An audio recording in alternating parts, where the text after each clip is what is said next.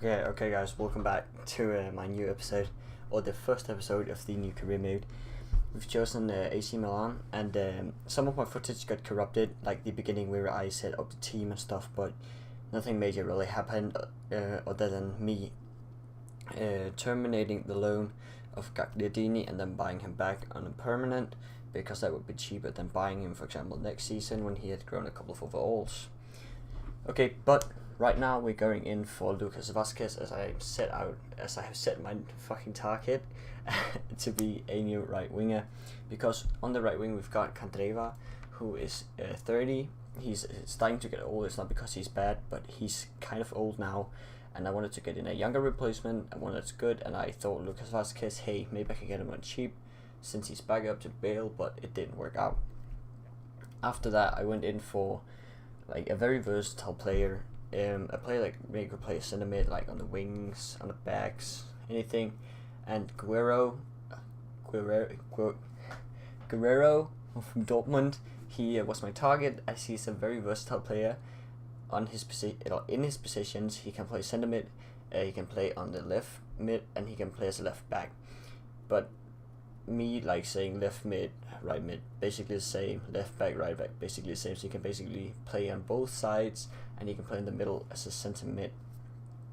Okay, but we put in a trade deal for Santon, and then we put in a bid for $21.5 million, but euros. But they say give us 29 plus Santon. But I said no, have 23, and then they accept. So Guerrero for 23 million plus a left back that is surplus to requirements when we get him anyways. So basically I see this as a good deal and not a bad one. And we go straight in to contract negotiations with him, and he wants to be an important player in the first team, and I say okay, you can have it, because he's going to play basically every match. But having him as an important means that if he doesn't play every match, it doesn't really matter. 5 years is exactly what I want for him, because he's 23, he's young, and then he'll be 28 when his contract runs out, and he'll be in his prime, and then we can probably like extend his contract or something like that. Okay, he wants 79 million euros a week, a signing bonus of 1,550,000, and a clean sheet of 5 when he gets 5 clean sheets and 560 euros. It's 560,000 euros. It's kind of hard seeing it with this little editing screen what the numbers are and stuff. But he said give me $77,000 and a signing bonus of like whatever that says. I can't really see it. It's pretty hard with this small editing window. But basically, in the end, what happens is that I end up just giving in and accepting his demands, because like we have a lot of money and we have a lot in the wage budget, so it doesn't really matter like that 10 grand or the signing bonus of like 200k doesn't really matter. So in the end, I'm saying okay, have it your way, and then we get him in the team. And here we have showing the stats of Gagliardini, the guy I told you about earlier. We brought back. He's CDM. He's like young. He's got potential. And here's Guerrero. Like his stats are just very well rounded, and I think he can play basically anywhere. Like maybe not up top with his like mediocre to bad finishing, but doesn't really matter. He can play basically anywhere otherwise. And this is basically the training setup we're going to have throughout this season with Skriniar, Guerrero, Dalbert, Rafinha, and Gagliardini, at least for the beginning.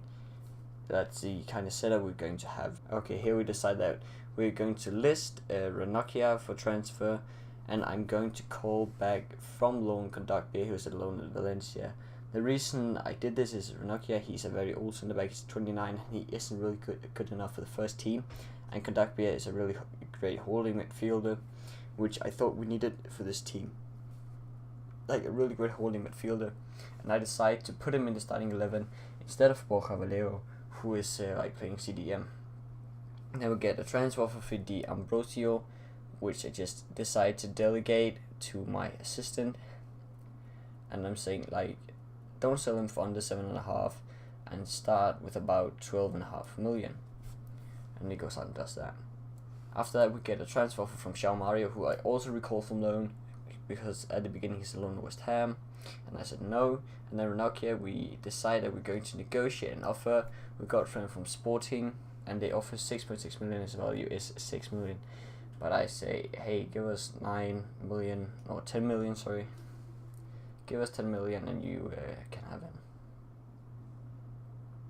But in the end, they decide that they only wanted to give 8.2. But I said, hey, just give us 9.5. That's it. That's our last offer. And they luckily accepted the offer of 9.5. And after that, we are going straight into our first game of the season against Fiorentina, a top of the table clash between the two teams. And we're at home at the San Siro for our first game. It's a big match at the start of the season, which we're all pretty much looking forward to. We are hoping that we can grab 3 points to have a great start to our season here. But I'm sure the team will try their best to get 3 points, and we're pretty much going to fight for them.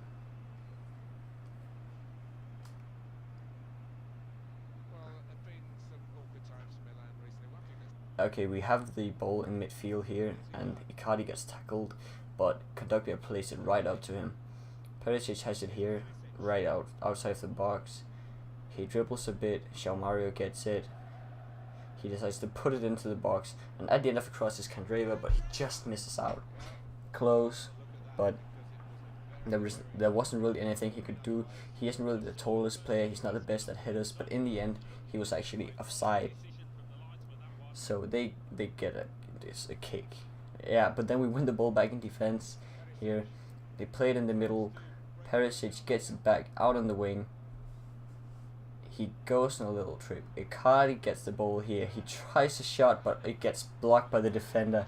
It was so close, so close. But Icardi getting his first goal of the season, but the defender just blocks the ball before he just blocks the fucking ball. Yeah, but we win it back here in defense. Again, we're out on the wing. Perisic plays it to João Cancelo over on the wrong wing. But anyways, he crosses it in, and again, Candreva's in the box and hits the fucking crossbar. What the fuck? How did that go in? It's so close. It just hits the crossbar, bounces back down, and in the end, no one could get on the end of it. But yeah, here again, in the middle, we win the ball back. Icardi gets the ball. Icardi plays it out to Perisic. Perisic with a Ronaldo chop off the far corner, and what a goal! What a stunning, beautiful goal by Perisic. He just gets it out on the wing and cuts inside. It's fantastic. It's absolutely amazing goal by the Croatian.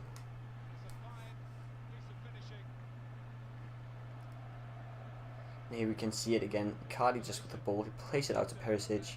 He cuts inside. He just places it in the far corner. You really need skill to be able to do that. You need skill and precision. It's absolutely beautiful.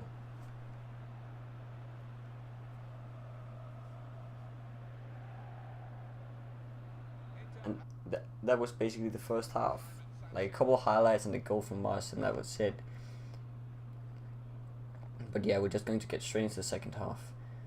Okay, Fiorentina starts the second half off in the 50th minute with a corner kick. We try to clear it, but in the end they get the shot off. It is such a stupid goal to concede. It's bullshit, this goal. It really is. Like here, we should have cleared it, but in the end they fucking battle in the box. Instead of clearing it, he just stands there, and there's nothing Handanovic can do about that. It's just a stupid goal to concede. Okay, but again, we're in the middle of the park, where we play around a bit, out on the wing. João Mario in the middle, finds Icardi. Icardi takes a shot from the edge of the box, but he just misses. It's so close, look at this. It's such a beautiful shot, but he just misses the goal. So close. Again, here out on the wing, plays it into the middle of the box to Perisic out on the wing. Passes it to Guerrero, who takes it upfield. He crosses the ball. João Mario's on the other side. In the box is Icardi. Oh, João Mario just gets it in the box, but he chases down and passes it to Icardi, who's in the middle. He just taps it in. It's his first goal of the season, and I'm sure there's going to be a lot more. But look at this. It's absolutely beautiful play from João Mario just to take it down with the chest and then pass it into Icardi in the middle. Okay, we're again out on the wing with Perisic. Passes it inside the box to Rafinha. Candreva passes it to Cancelo. Cancelo with the early cross to Icardi. Oh, what a goal! The 80th minute, and it's 3-1 to Inter. We've definitely got the winning goal here.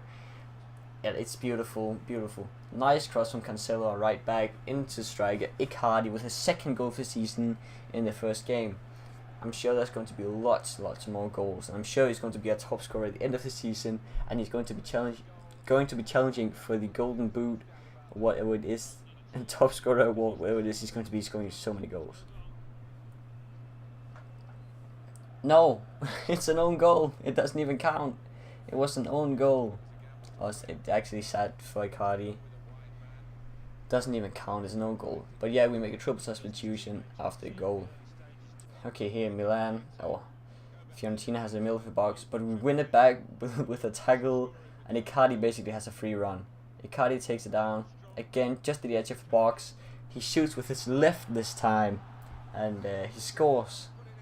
This is definitely his second goal of the match. This is not going to count as an own goal. His second of the season, his second of the match. It's again a beautiful goal. We win it in the middle of the park, and then Icardi just has a run. Like there's no one's going to catch him there, no one's going to stop him. Yeah, it's absolutely beautiful. Nice shot by him again.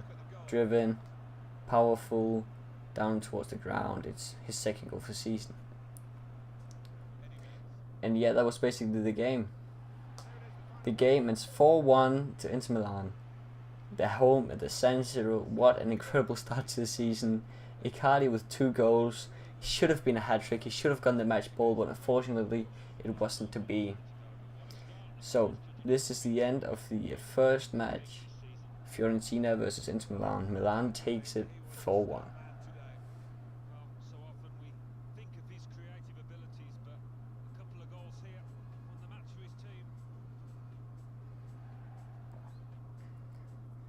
And our next game is going to be straight afterwards. It's away to Roma. We're going to the Stadio Olimpico for a second game of the season. Again, another top of the table clash. 2 at the start of the season. This is like we're getting all the good bits at the start of the season. These points really do count. They're going to count throughout the whole season. If we can get 6 points against 2 top teams at the start of the season, we're in a good position. Okay, but we start off here with a highlight in the middle of the park. João Mario gets the ball, he takes it and he shoots. It's the 25th minute. He tries the shot, but unfortunately it wasn't to be. It just deflects off Fazio.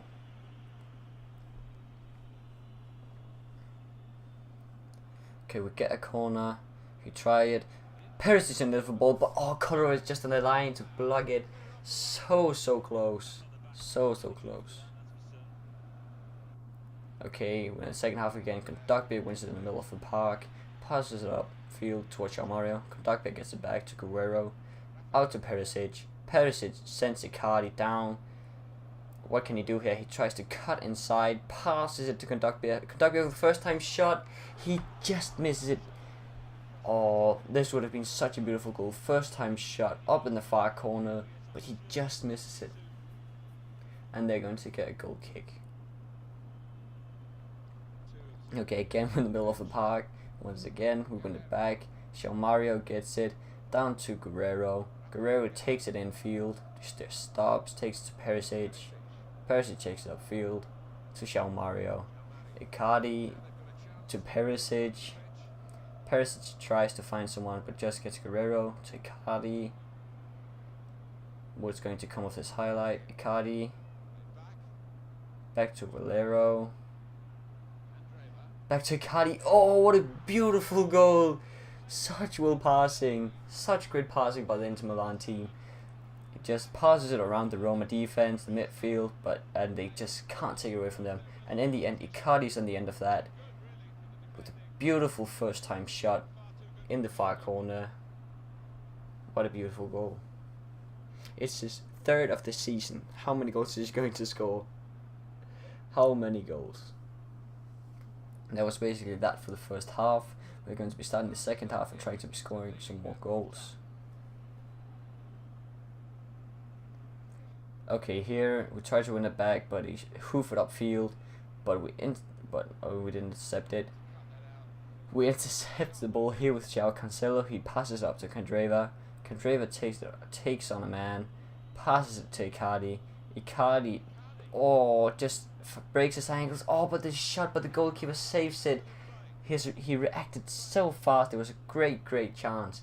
But in the end, in the 80th minute, we do another triple substitution, just to keep rotating the team and keep our players fit. But in the end, that was all for the Roma Inter Milan game. It wasn't really exciting, but in the end we got the 3 points. That's what matters, really. And against such a top team as Roma, we really need all the points we can get to win the title here. And we take the 3 points from Roma at their home ground. It's actually it counts so much. You don't know how much this means. This means so much to our season. Taking 3 points at Roma's home ground really means a lot.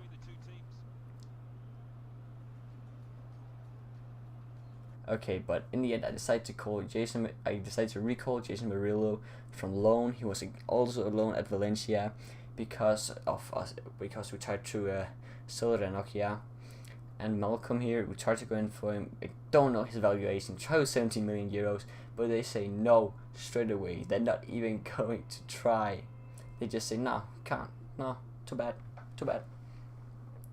But then we tried to go in for Sanabria, who's already had a loan offer accepted from Watford, but we're not going to loan him. We're actually going to try to buy him because I want a backup striker. Because Eder is also in his 30s and he's an 80 overall. He's only going to go down, especially in his physicals and stuff.